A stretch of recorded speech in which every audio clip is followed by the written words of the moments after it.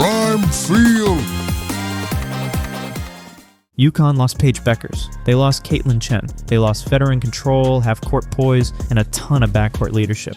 So how did they come back looking even more dangerous? Because the scariest part of this 31-0 team might not be the superstar everyone talks about. It might be Kayleigh Heckel. And here's the real debate. Is Heckle just a solid transfer pickup? Or is she the secret weapon that changed the entire geometry of UConn basketball?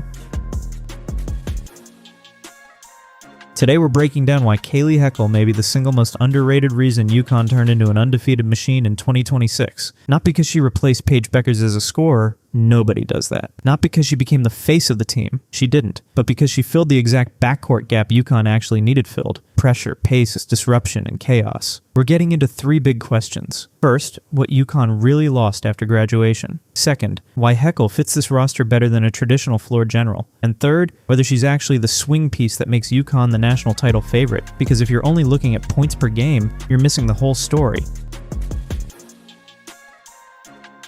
The easiest mistake to make with this UConn team is thinking Geno Auriemma tried to recreate last year's backcourt. He didn't. Last year, UConn could lean on elite decision-making and half-court command. Paige gave them superstar gravity. Caitlin Chen gave them structure. That version of UConn was more surgical, more controlled, more methodical. This year, UConn went system over star in the backcourt. Instead of one dominant initiator, they built a unit. KK Arnold, Ashlyn Shade, and Kayleigh Heckel. 3 guards, constant pressure, fresh legs, no relief. And that's where Heckel becomes huge. She's not just another guard. She's the connector between what UConn used to be and what they wanted to become. She can pass enough to keep the offense organized, but more importantly, she speeds the game up defensively. She turns normal possessions into rush possessions. That's the entire tactical pivot. This isn't old school trapping just for the sake of trapping. UConn's 2026 press is about individual ball pressure and lane denial. And Heckel's superpower is recovery. She can pressure high, force a bad angle, and still recover if the first line gets broken. That matters because it lets UConn play more aggressively without completely exposing itself. So when fans ask how UConn stayed elite after losing so much, the answer is simple. They stopped trying to replace the old offense possession for possession and started weaponizing defensive tempo.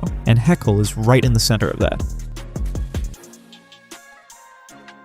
This is where the debate gets interesting, because if you're a basketball purist, you might say, hold on, if you lose a veteran floor general, shouldn't you replace her with another veteran floor general? Fair question. But for this version of UConn, I think the answer is no. Kayleigh Heckel is not a pace controller. She's a pace accelerator. And on this team, that's more valuable. At USC as a freshman, she averaged 6.1 points and 1.3 steals while shooting 45.9% from the field. Good numbers, but not numbers that scream future game changer. But that misses the bigger picture. When USC needed energy, when possessions got messy, when extra creation was needed, Heckle brought spark. She showed she could impact both ends without needing the offense built around her. That translates perfectly to UConn, because this team already has scoring gravity. Azzi Fudd bends defenses. Sarah Strong is a matchup problem. Sarah Williams gives them interior size and rim protection. KK Arnold brings burst. So the Huskies didn't need Heckle to come in and dominate the ball. They needed a force multiplier. Someone who could guard, push the ball, attack gaps, move it, and keep the machine violent. That's why I'd argue she's actually a better fit for this specific UConn team than a more traditional point guard would have been. A slower, more methodical guard might organize you. Heckle destabilizes the opponent, and that's the difference. Now the obvious counter is this. In March, when possessions slow down, don't you need calmer control? Maybe. That's the real debate. But UConn has enough IQ and enough creators elsewhere that Heckle doesn't have to be the closer with the ball every time. She just has to help build the lead by making teams miserable with Sabio for most of the game before crunch time even arrives. That matters. Because UConn keeps turning defense into immediate offense. Heckle's pressure creates the bad pass. Arnold pushes the break. And suddenly Fudd or Strong are getting easy looks before the defense is set.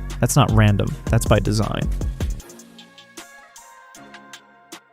This is the part die-hard fans are going to appreciate most. Kayleigh Heckel's nickname is K9, and honestly, that tells you almost everything. She is built for disruption, built for pressure, built for making a point guard feel uncomfortable all night, and UConn weaponized that. Heckel didn't arrive as some random transfer. She came in with serious pedigree. McDonald's All-American, top recruit, over 2,400 points in high school, 16 triple-doubles, a quadruple-double, gold medals with USA Basketball at the U18 AmeriCup and U19 World Cup. She was always an elite competitor. She just needed the right ecosystem. At UConn, that ecosystem is pressure. And the international resume matters because it proves she's comfortable making fast decisions in high-leverage settings. That's why she looks so natural in Geno's system. Doesn't play sped up mentally, even though she makes the game faster physically. That's a huge distinction. There's also a fatigue factor that I think people are underrating. When you deal with Heckle and KK Arnold all game, it's not just physically tiring, it's mentally exhausting. Every dribble feels crowded, every pass feels risky, every possession feels rushed. By the fourth quarter, that pressure starts adding up. And because UConn has a full 15-player roster, Geno can keep sending fresh bodies. Heckle doesn't have to conserve energy. She can come in, blow up rhythm, flip momentum, and let someone else keep the pressure going. That's why her impact feels bigger than the stat line. She's not always the headline. She's often the reason the headline happened.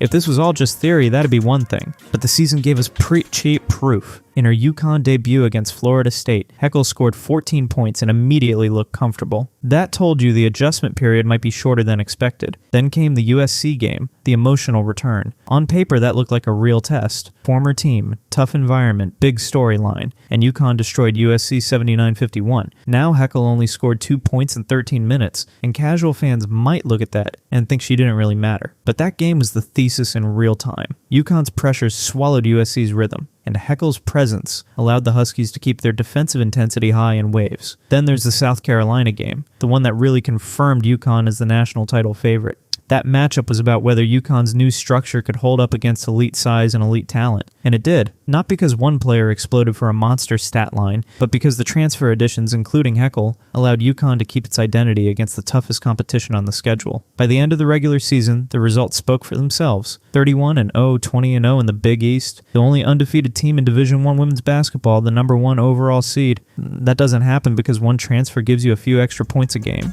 It happens because one transfer helped unlock an entirely different style of dominance.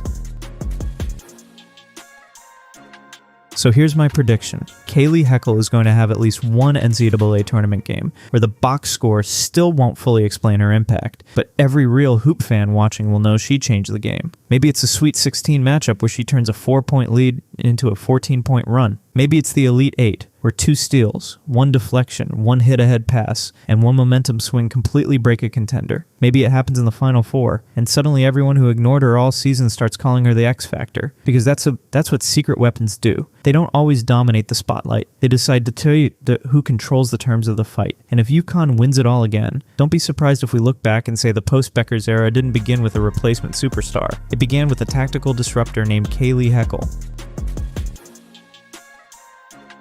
So now the question is yours. Is Kayleigh Heckel truly UConn's secret weapon? Or are we overthinking a really good role player on a loaded roster? And here's the bigger debate. Would this UConn team actually be better with a more traditional point guard? Or is Heckel's chaos exactly what makes them so dangerous? Drop your take in the comments. And if you want more women's hoops, deep dives, more tournament breakdowns, and more debate-style film room content, subscribe and stick around. Prime Field!